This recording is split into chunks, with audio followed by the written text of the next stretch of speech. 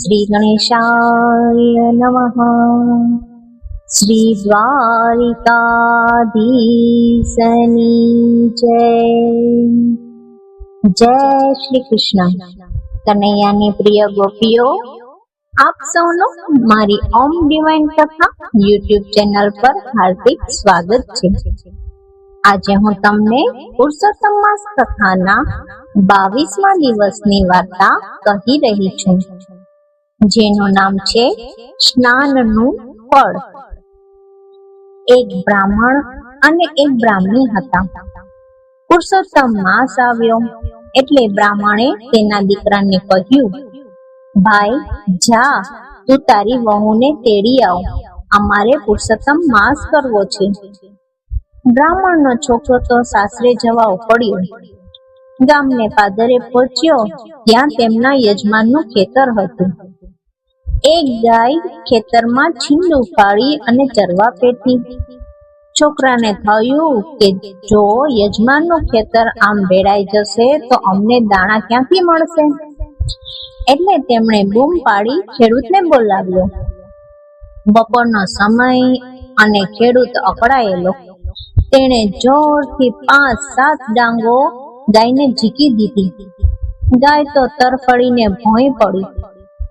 મરતા મરતા તેણે બ્રાહ્મણના દીકરાને શાપ આપ્યો કે મારો કાંઈ વાંક નથી, છતાં વિના વાંકે તે મને મારી નખાવી. જા, થોડા વખતમાં તું ગધેડો બની જઈશ. બ્રાહ્મણનો છોકરો ગભરાઈ ગયો. તેણે પોતાનો અપરાધ સ્વીકાર્યો અને કહ્યું, ગૌમાતા, ક્ષમા કરો, ગમે તે રીતે મને તમારા શાપમાંથી મુક્ત કરો. ગાયને દયા આવી, તેથી તે બોલી, જા, તું તારે સાસરે જઈને તારી વહુને તેડી આવ. જો તારી વહુ આખો પુરુષોત્તમ માસ તને સૌથી પહેલા નદીએ સ્નાન કરાવશે તો તું મારા શાપમાંથી મુક્ત થઈશ. એટલું કહી ગાય મૃત્યુ પામી. બ્રાહ્મણનો દીકરો પોતાના સાસરે ગયો. રાત્રે પોતાની પત્નીને બધી વાત કહી. વાત પૂરી થતામાં તો તેનો દેહ એકદમ ગધેડામાં ફેરવાઈ ગયો. બ્રાહ્મણની દીકરી તો પોતાના મા બાપને સમજાવી ગધેડાને દોરી તેના સાસરે આવી. ત્યાં તેને સાસુ સસરાને બધી વાત કરી. સાસુ સસરા તો શોકમાં ડૂબી ગયા. બહુને મનમાં પ્રભુ ઉપર વિશ્વાસ અને વચનમાં શ્રદ્ધા હતી. એ સવારે સૌથી વહેલી ઉઠે અને ગધેડાને કાંઠે લઈ જઈ નવડાવે અને પ્રભુ ભજન કરતી ઘરે આવે.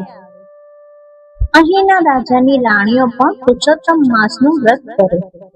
સવારે વહેલી નદી કાંઠે નાહવા આવે, પણ જ્યારે જુએ ત્યારે નદીમાં કોઈ દિવસ ચોખ્ખું પાણી હોતું જ નહીં.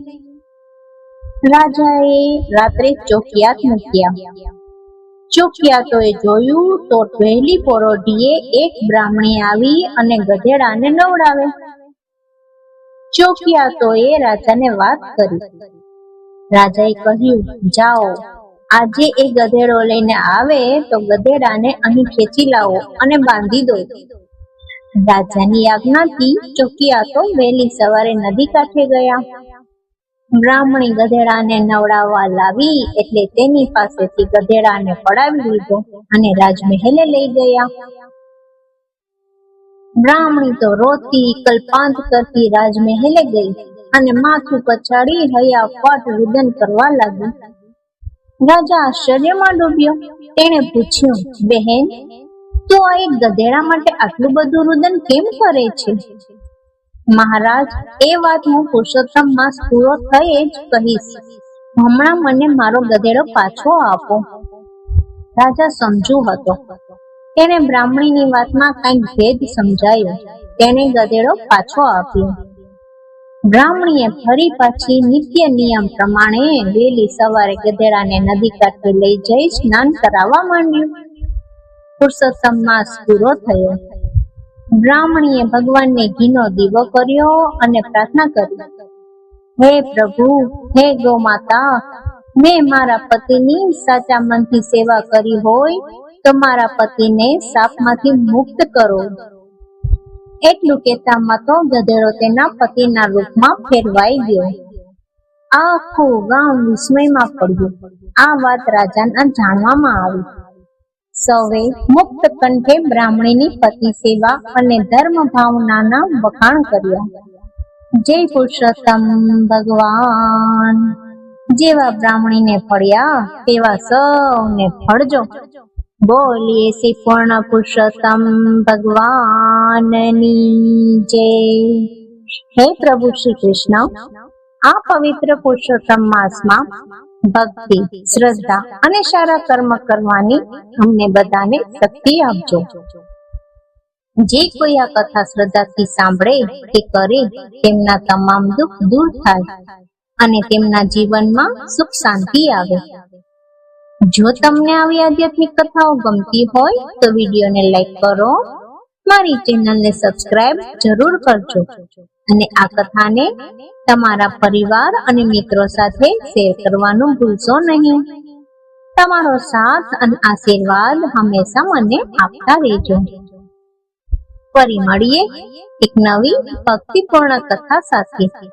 જય શ્રી કૃષ્ણ. રાધે રાધે.